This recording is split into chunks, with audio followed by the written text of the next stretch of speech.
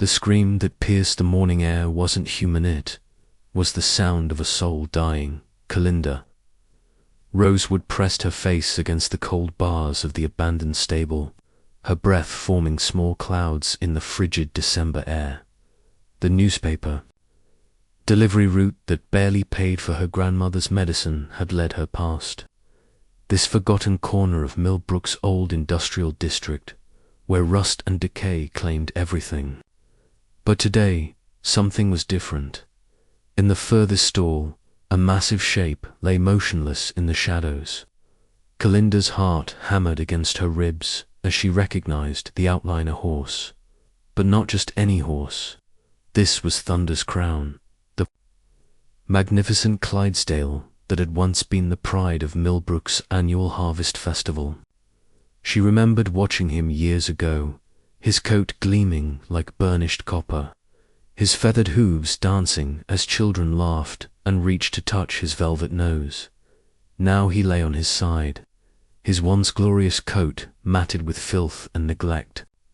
His ribs showed through dull, lifeless fur, and his eyes, those gentle brown eyes that had once sparkled with intelligence, stared blindly at nothing. The stench of abandonment filled the air, mixed with the metallic scent of despair.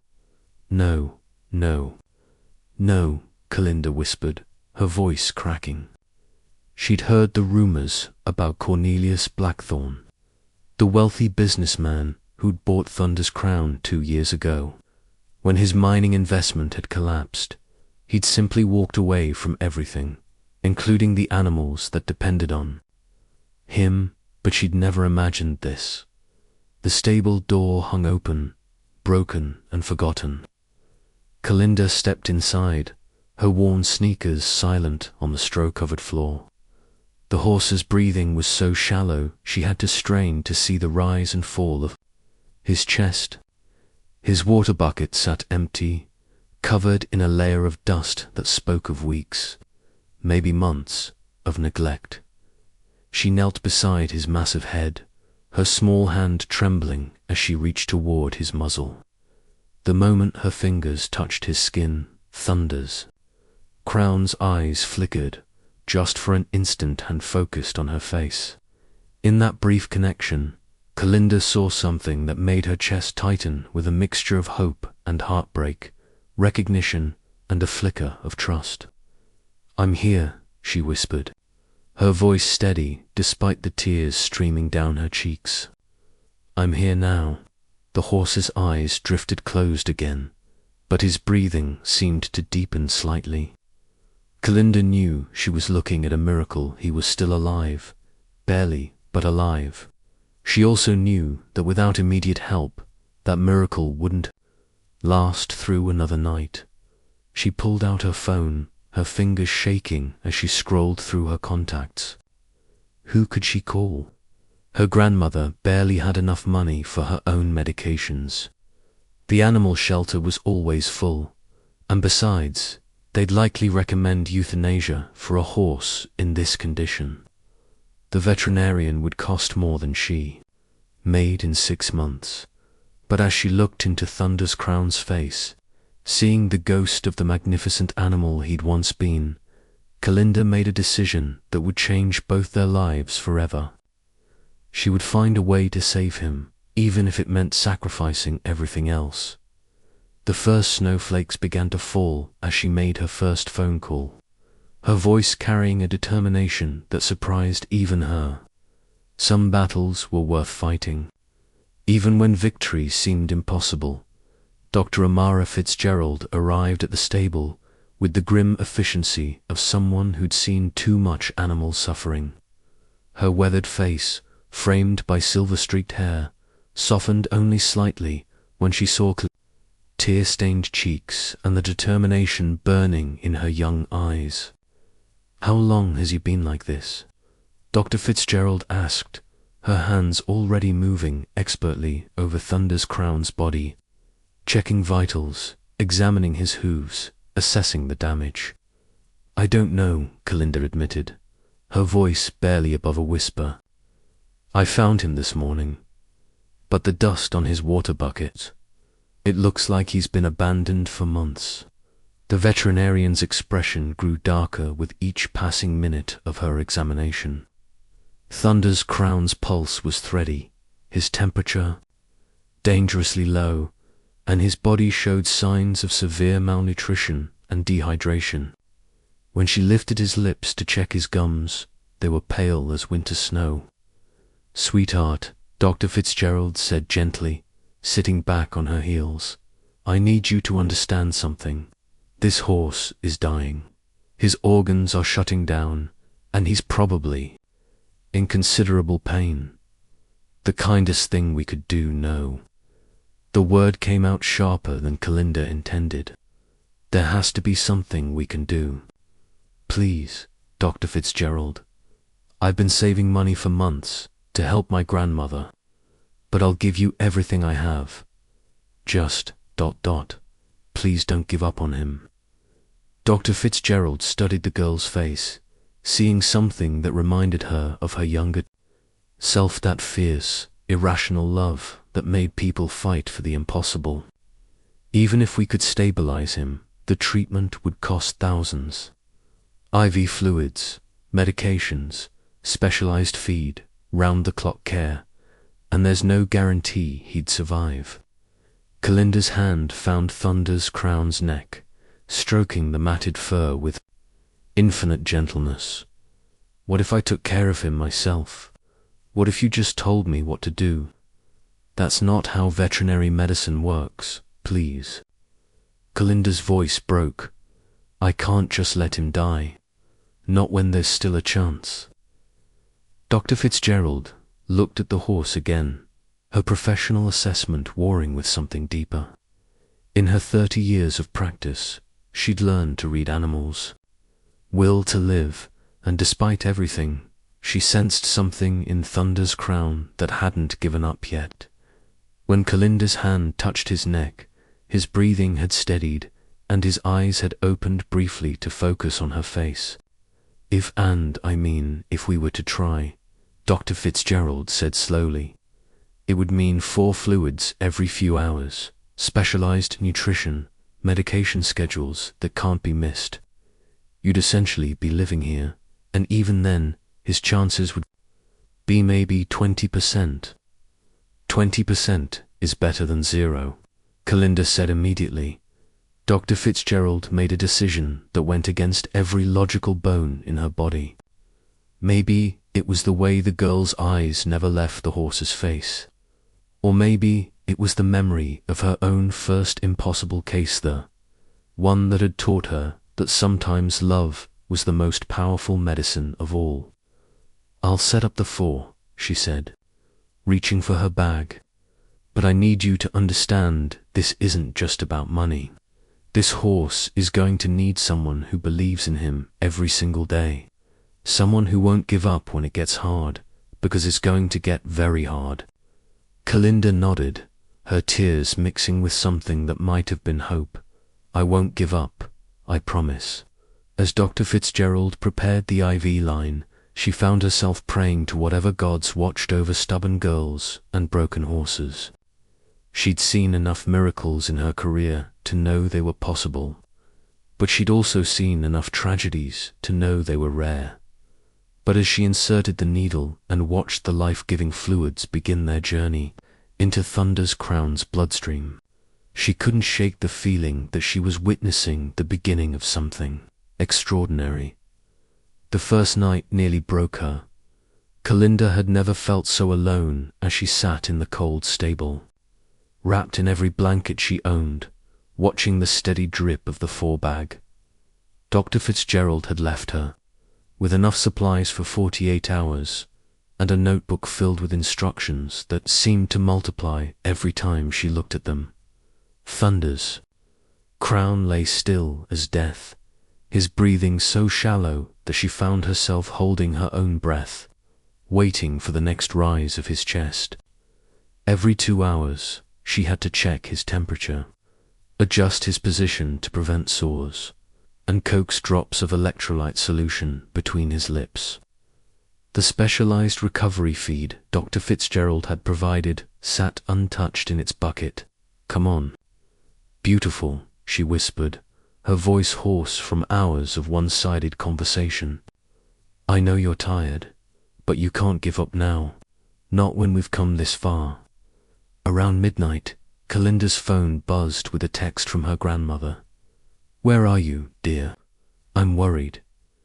Kalinda's heart clenched. She'd left a note saying she'd be staying at a friend's house, but Gamma Rosewood had always been able to see through her lies.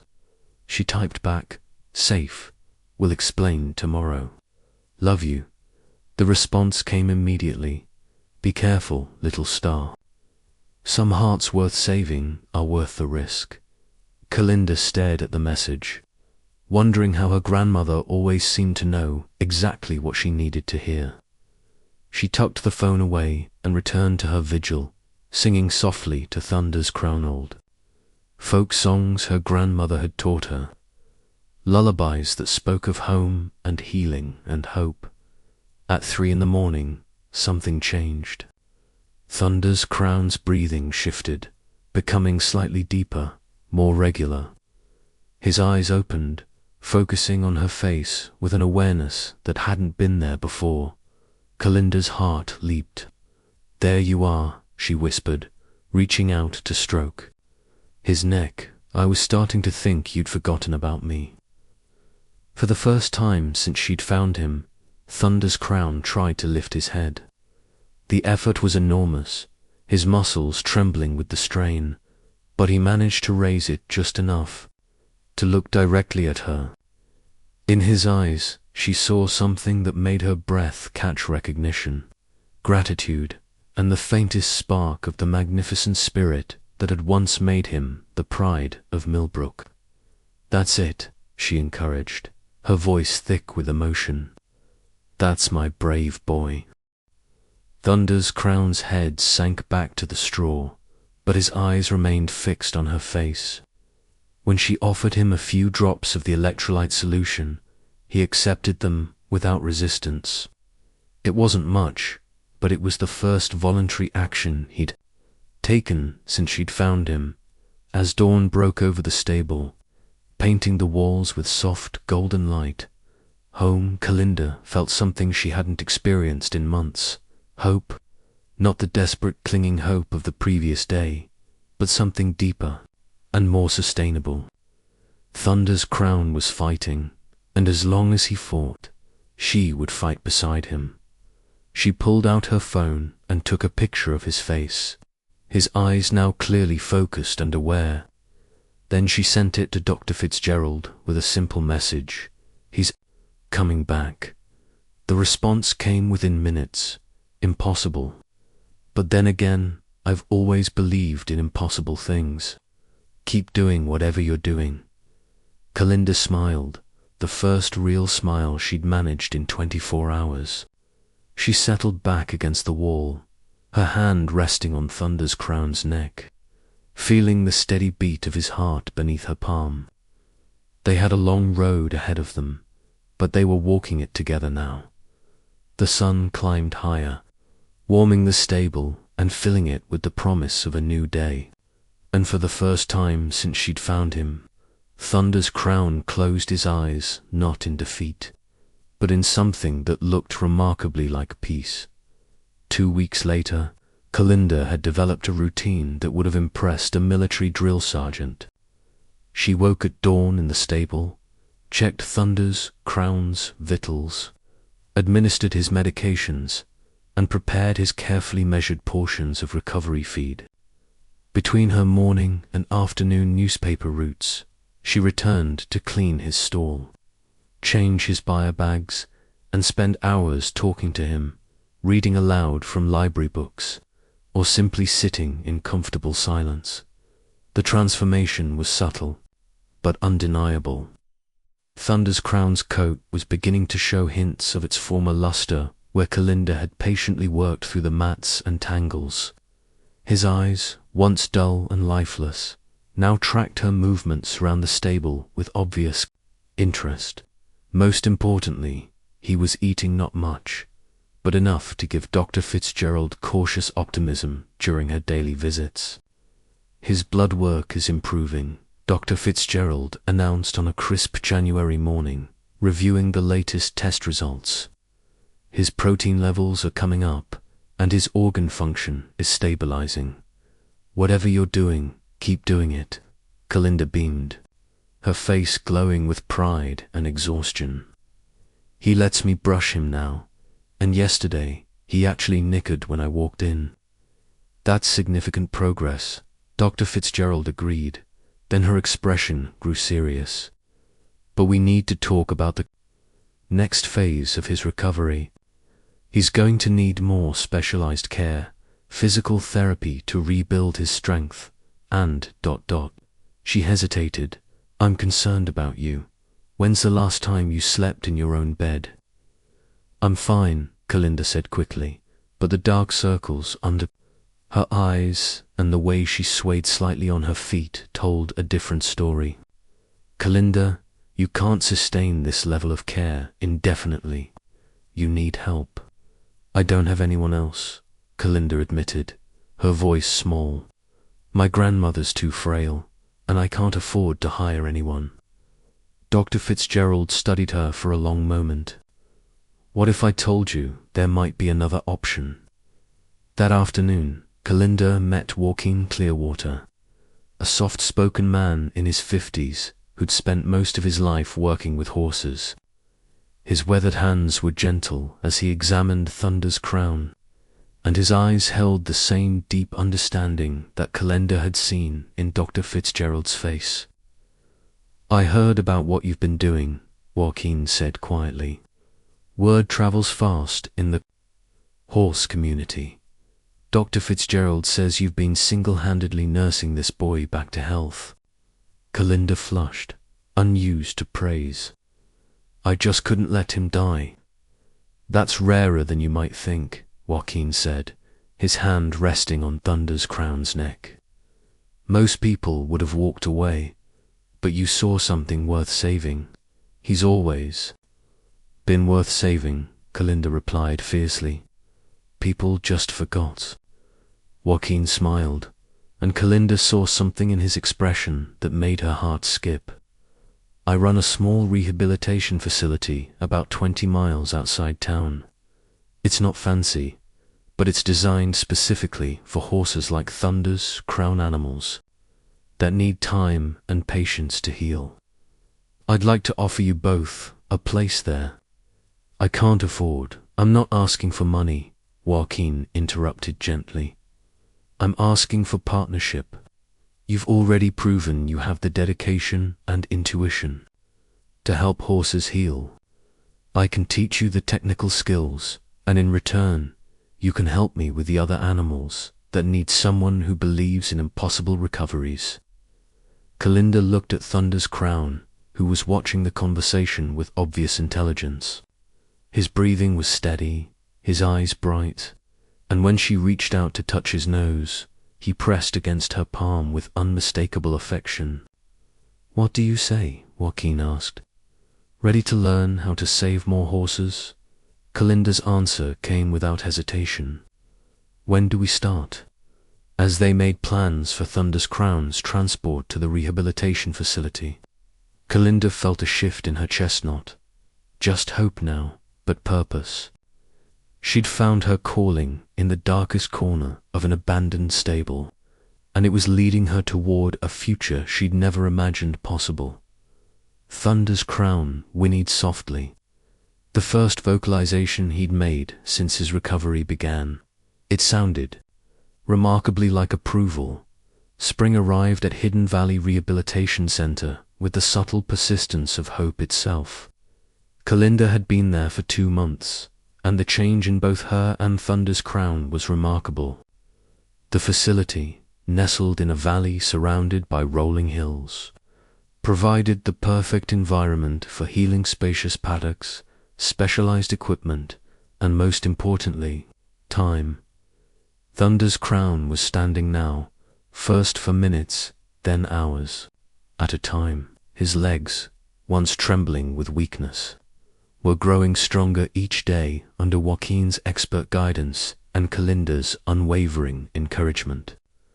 The specialized diet had added healthy weight to his frame, and his coat was beginning to show glimpses of the rich mahogany that had once made him famous. "Look at him," Joaquin said one morning, watching Thunder's Crown navigate the small paddock with careful but determined steps.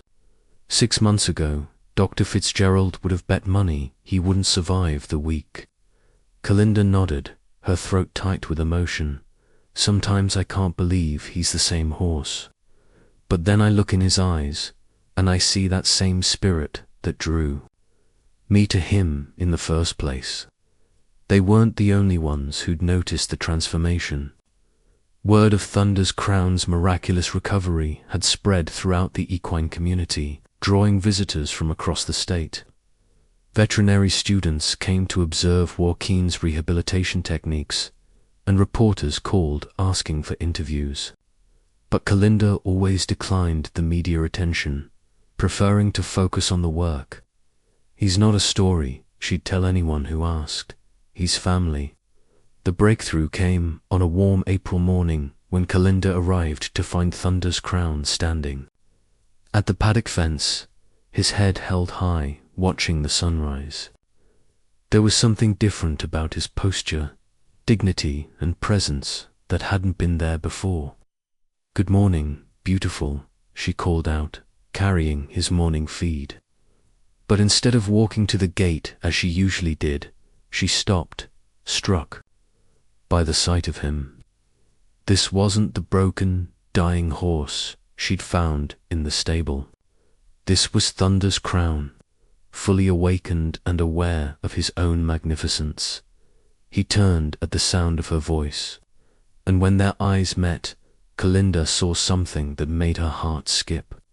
Recognition, yes, but also joy, pure, uncomplicated joy. At seeing her, he walked toward the fence with steps that were no longer careful but confident. His head held proudly, his movements fluid and graceful. "Oh my God," she whispered, tears streaming down her face. "Look at you." Thunder's Crown reached the fence and immediately lowered his head, pressing his forehead against hers in a gesture of such profound connection that Kalinda felt her knees nearly buckle. This was more than recovery, this was resurrection. Kalinda Joaquin's voice was soft with wonder. "Turn around." She did, and gasped. Every horse in the facility had gathered at their fence lines, all watching Thunder's Crown with what could only be described as respect. Even the staff had stopped their work, drawn by something they couldn't quite name but could definitely feel. "What's happening?" Kalinda asked. "He's remembering who he is," Joaquin said simply. "And he's remembering because you never forgot." That afternoon, Dr. Fitzgerald arrived for her weekly visit, carrying the latest test results.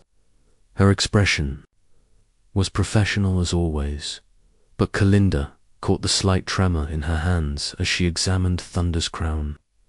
"His blood work is perfect," she announced, her voice carefully neutral. "Heart rate, respiratory function, muscle tone, everything is within normal ranges. Medically speaking, he's completely recovered." But Kalinda prompted, sensing there was more. Dr. Fitzgerald's professional mask slipped slightly, but speaking, he should have died 6 months ago. "What you've accomplished here, it's not just about veterinary care or rehabilitation techniques. It's about something medicine can't measure."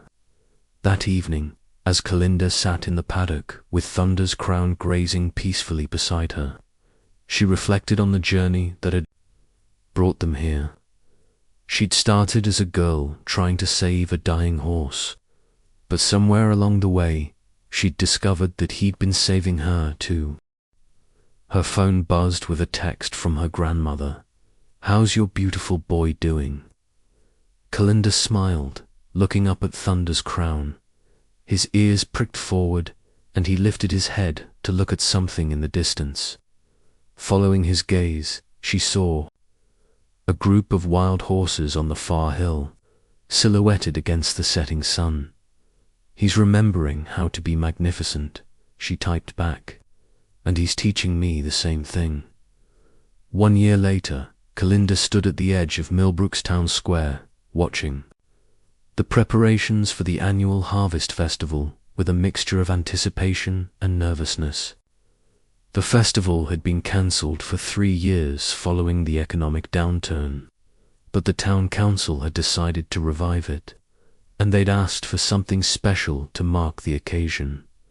Thunder's crown stood beside her, his coat gleaming like burnished copper in the afternoon sun, his feathered feet dancing with barely contained energy.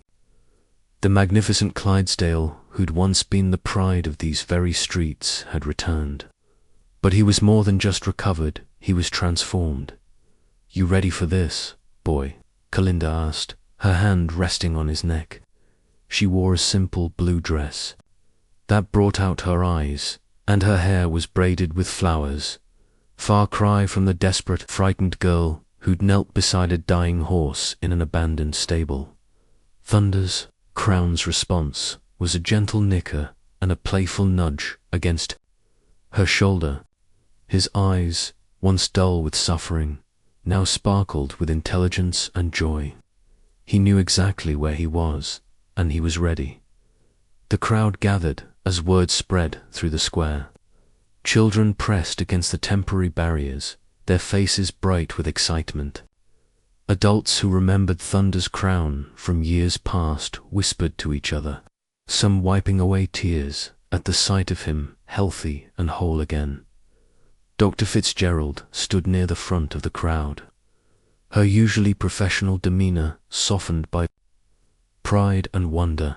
Beside her, Joaquin held the lead rope of another horse, a young mare named Serenity, who'd been rescued from similar circumstances and was now thriving under Kalinda's care. "Ladies and gentlemen," the mayor announced, his voice carrying across the square, "it's my honor to welcome back an old friend, and to introduce you to a young woman whose dedication and love have given us all a lesson in the power of never giving up." As Kalinda led Thunder's crown into the center of the square, the crowd fell silent. The horse moved with the grace and dignity of the champion he'd always been. But there was something new in his Baringa depth of spirit that spoke of having been to the edge of death and chosen to return. They paused in the center of the square, and Kalinda looked up at Thunder's crown. "This is for you," she whispered, "for choosing to live." What happened next would be talked about in Millbrook for generations. Thunder's crown lifted his head high, his eyes scanning the crowd with benevolent majesty. Then, as if he understood the significance of the moment, he reared up on his hind legs, not in fear or aggression, but in a display of pure brocial power. The crowd erupted in cheers and applause, but Kalinda heard something else in their voices: hope that broken things could be healed, that lost causes could be won, that love really could conquer death itself. As Thunder's crown settled back on all 4 feet, he turned to look at Kalinda with eyes that held the wisdom of shared struggle and triumph. She reached up to stroke his neck, feeling the strong, steady beat of his heart beneath her palm. "Thank you," she whispered, "for teaching me that sometimes the most important thing we can do is simply refuse to give up." The festival continued around them, but for a moment, Kalinda and Thunder's crown stood in perfect understanding. They'd both been broken once, both left for dead, both forgotten by the world. But they'd found each other in the darkness, and together, they'd discovered that the greatest miracles don't happen in moments of easy grace. They happen when love chooses to fight for what seems impossible. As the sun set over Millbrook, painting the sky in shades of gold and crimson, Kalinda led Thunder's crown back toward the trailer that would take them home to Hidden Valley. Tomorrow, there would be other horses to heal, other impossible cases to champion. But tonight, there was only this: a girl and her horse, walking into the future together, living proof that sometimes the most beautiful stories begin with the words, "I won't give up." The crowd watched them go, and in their eyes was the reflection of something they'd all witnessed, not just the recovery of a horse, but the birth of a legend. The legend of a girl who heard the cry of a dying soul and answered with love, and a horse who chose to live because someone believed he was worth saving. In the end, that's what miracles really are. Love refusing to accept defeat, hope refusing to bow to despair, and the extraordinary power of a heart that simply will not give up.